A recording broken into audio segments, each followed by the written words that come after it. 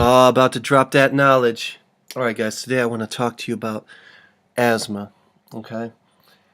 Before I get into that, let me tell you about working out. See, working out for me was always about battling a chronic disease, and it was asthma. Funny enough, right? So that's going to be my topic today, because I suffered with it for many years. When I was a child, I was in the hospital all the time. Okay? And here's the beautiful thing. There's a lot of people, they work out for aesthetics, right? But the main reason I worked out was just to breathe. So I want to show you where you really should put your value. Although looking nice, and pleasing to the eye, that's a wonderful thing. However, being healthy and being able to maintain this body that God gave us, that's so much more important. So let's get into it, guys. I'm going to give you a breakdown of asthma. I'm going to go, this is probably going to go long. So be patient, stay with me, because I'm going to give you some excellent information. If we were to look at the definition of asthma, we would find the following characteristics. All right, recurrent respiratory symptoms, variable airflow obstruction, presence of airway hyperreactivity, and chronic airway inflammation. Public health surveillance back in 2005 compiled data, and it estimated that 22.2 million Americans had asthma.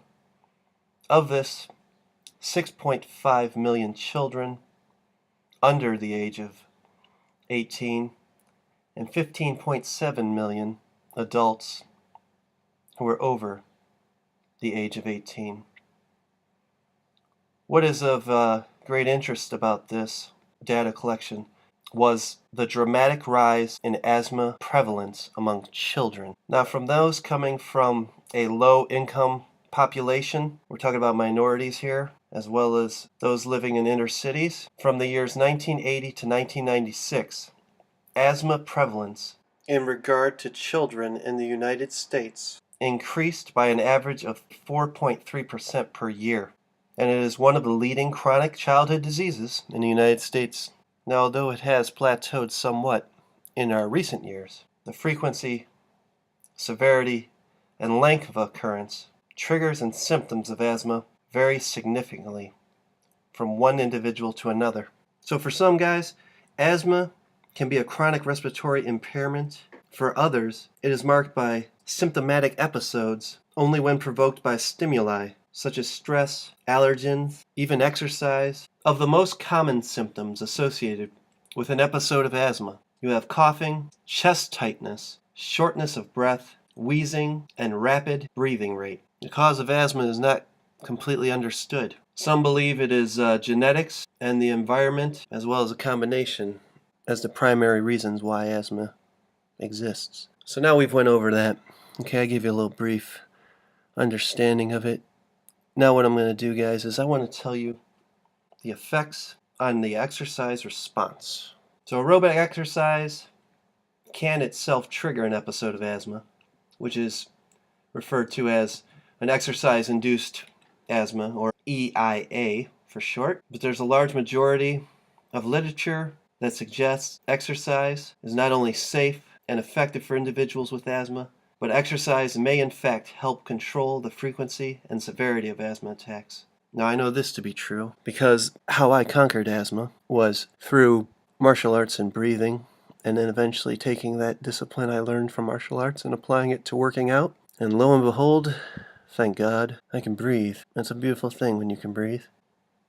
A significant amount of studies support the idea that individuals with asthma who participate in an average of 20 to 30 minutes of aerobic exercise 2 to 3 times per week will improve maximal ventilation, oxygen consumption, work capacity, and heart rate. On top of that, there is little evidence to support that exercise worsens asthma symptoms, or that there are any reasons for the majority of individuals with asthma to avoid regular physical activity. Going back to EIA, all right, guys, this is characterized by transient airway obstruction. All right, this usually occurs 5 to 15 minutes following physical exertion. The symptoms that one will exhibit: wheezing, coughing, shortness of breath, chest discomfort, or a combination of what I just said.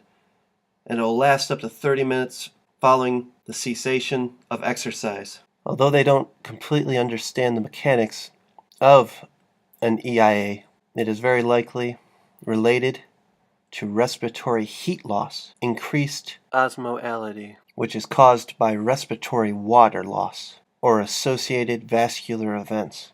And this is triggered by an increasing minute ventilation during exercise. The prevalence of an EIA in general populations is 3 to 10%. Nearly all individuals diagnosed with asthma will experience an EIA at some point. So when you're considering exercise and you have asthma, it is important to understand that exercise-induced asthma without other symptoms. It is important to consider to use this grouping by placing yourself in a category and where you fall. And the groups are exercise-induced asthma without other symptoms, mild asthma, so your ventilatory limitation does not restrain submaximal exercise, moderate to severe asthma. Ventilatory limitation restrains submaximal exercise.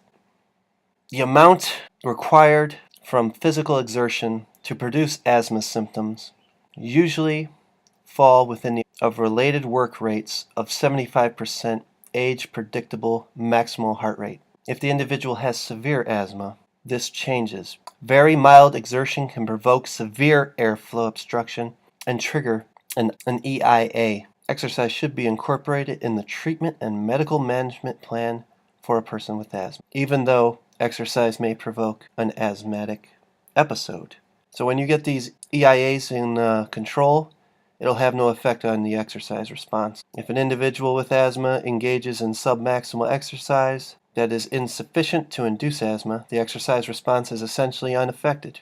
At higher exercise intensities or certain modes of exercise that induce an asthmatic response, the exercise response is proportional to the ventilatory limitation imposed by the restriction of the airflow. In most cases, the symptoms of breathlessness are sufficient to cause the person to stop exercising. In any event, the induction of an asthmatic exacerbation signifies a need for more intensive medical management to prevent asthma attacks. Alright guys, so asthma has an intermittent exacerbation and remission influencing the ability to exercise. Alright, because of this adaptability to training in individuals with asthma, you will find similar to that of the response of a single exercise session. When EIA is well controlled, asthma has no effect on the adaptations to exercise training, and thus it is common to see favorable improvements in fitness when people with asthma adhere to standard exercise programs to improve fitness. Participation in sport can also be safe for individuals with asthma. Mild asthma allows participation in athletic competitions even to the highest level, whereas severe asthma impair physical function. EIA occurs in various types of sports, most often in athletics competing in endurance sports in cold climates and those in sports involving other types of environmental hazards, such as swimming, inhaling chlorine products in indoor swimming pools. But among endurance athletes competing in summer sports, the estimated prevalence of an EIA in world-class athletes is about 2.8% to 14%. So if you have asthma, guys, there's no reason why you shouldn't work out, right? That's what we're going for right here. So let's say we have an individual with well-controlled asthma, right? Standard exercise tests can be used to assess physical fitness and a response to exercise. What if the person with asthma is not diagnosed or not in control? Exercise testing can be used to make the diagnoses or assess the quality of control. A common misconception regarding EIA is distinct from other forms of asthma. In reality, many asthmatics suffer from EIA when formally given a challenge test. So testing for EIA can be erroneous unless several criteria are fulfilled. I'm going to give you the criteria right here. Number 1, intensity. Got to be 75% predicted maximum heart rate or greater. Duration. All right, that's number 2. 8-minute exercise at an intensity following a warm-up period. Number 3, measurement of airflow obstruction, 6 to 8 minutes after cessation of exercise. The delay in measuring the airflow allows for the development of an immediate type 1 hypersensitive response. EIA is defined as a fall in FEV1 over 15% from baseline, or a fail in peak flow of 20% from baseline. So did you guys get all that?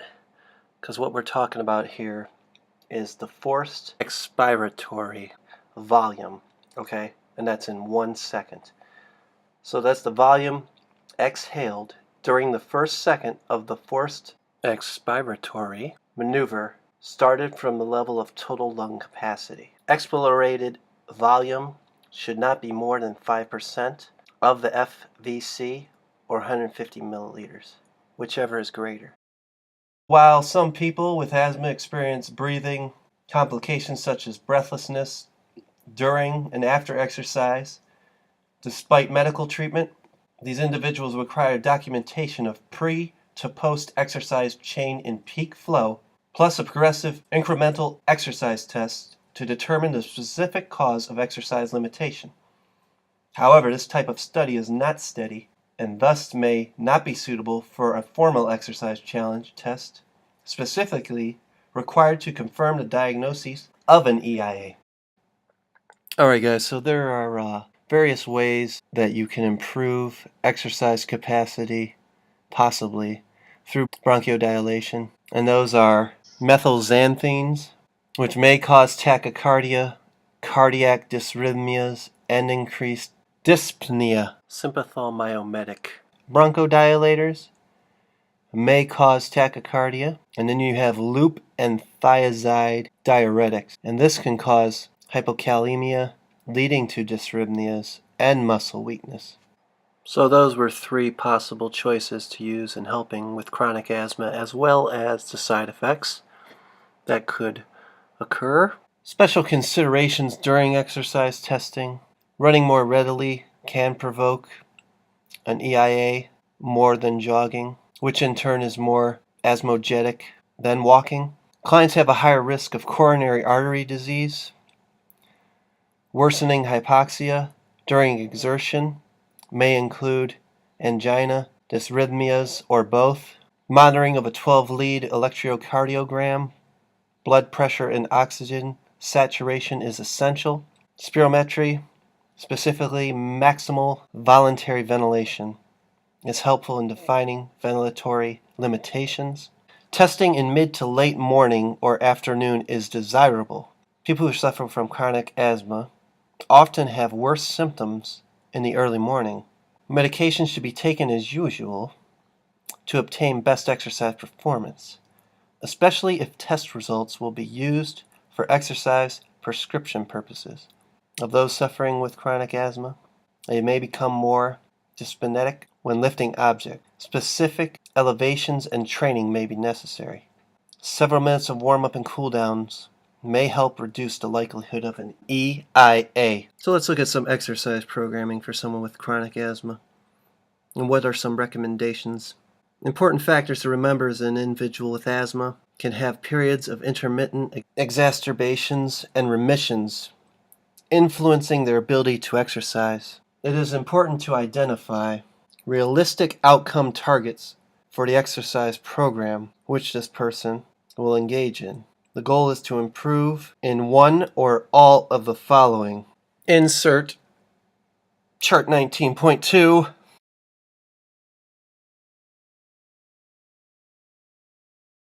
Improving fitness requires participation in standard aerobic training programs. This will be similar to a sedentary, healthy subject, with intensity, frequency, duration, and longevity prescribed according to the American Council of Sports Medicine. In practice, Individuals with the EIA only or with mild asthma can typically participate in such programs.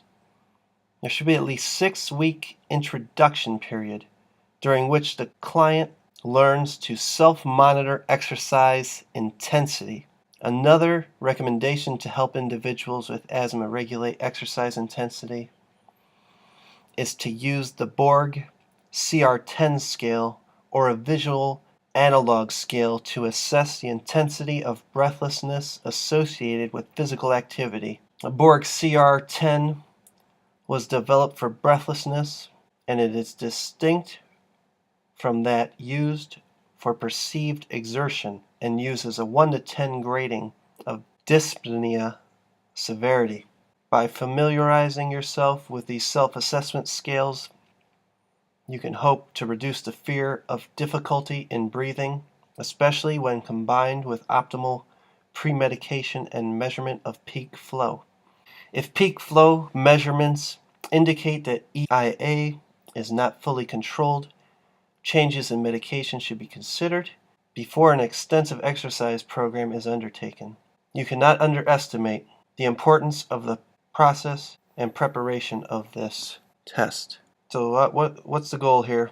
The goal is to improve exercise tolerance in someone who suffers with this chronic disease, which is going to give greater flexibility in terms of exercise intensity and the most appropriate for individuals with moderate to severe asthma.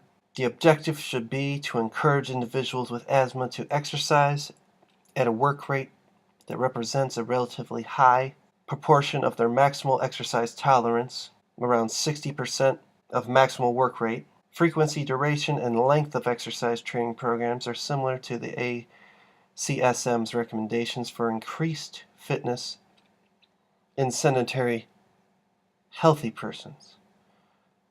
If you have an individual with some restriction in exercise tolerance caused by ventilatory limitation, again, we're going to go back to the Borg CR10 scale for breathlessness. Allows a comfortable target level of exercise intensity. Musculoskeletal conditioning. These are the following recommendations, and they're appropriate for musculoskeletal conditioning in individuals with asthma. And here is the criteria. Number 1, for most severely asthmatic individuals. Number 2, as an introduction to exercise for previously very sedentary individuals. Number 3, during recovery from exacerbations that prevent participation in the usual program. Musculoskeletal conditioning can use circuit training exercises for the majority of the muscle groups, targeting the major limbs, either unloaded with relatively high frequency exercises, which are going to build endurance as well as flexibility, or loaded to build strength as an addition to endurance training. Both of these forms of exercise training improve performance in people who are suffering from chronic airflow obstruction and provide a range of performance requirements to address the needs of all but the most severe asthmatics. Now, there's some special considerations that are supposed to be adhered to during exercise programming, and I'm going to give you the following. Here we go. Ratings of perceived exertion, dyspnea, are the preferred method of monitoring intensity. Many patients are unable to achieve a high target rate but still show physiological improvement. Number 2, coronary artery disease, peripheral artery disease, and musculoskeletal problems such as arthritis, osteoporosis, are common in older patients with chronic asthma. Number 3, muscular myopathy, including respiratory muscles, may be present due to corticosteroids and disuse atrophy. Number 4, patients usually respond best to exercise in mid to late morning. Number 5, extremes in temperature and humidity should be avoided. Number 6, supplemental O2 flow rate should be adjusted to SaO2 greater than 90%. Number 7, anxiety, depression, and fear are common due to dyspnea. and physical disability. Number 8, several minutes of warm-up and cool-down may reduce the likelihood of EIA. Alright guys, now I'm just going to give you some websites that you could go do your own research if you wish to further your information regarding this subject. The American Lung Association, which is www.lungusa.org. European Respiratory Society, you're going to get that at www.ersnet.org. And then we have the Global Initiative for Asthma, www.ginasthma.com. And then you have the National Heart, Lung, and Blood Institute, which is at www.nih.nih.gov. Alright guys, so that finishes this one. As you can see, regardless of what chronic disease you are currently challenged with, that's no excuse. There are proper programs, frequencies, and variables that can optimize and give you a greater outcome in regards to your health and wellness. So with that, I'm going to end this video. I wish you well. If you liked it, you know what to do. Hit that like button, subscribe, comment, share, and I'll be back with another one.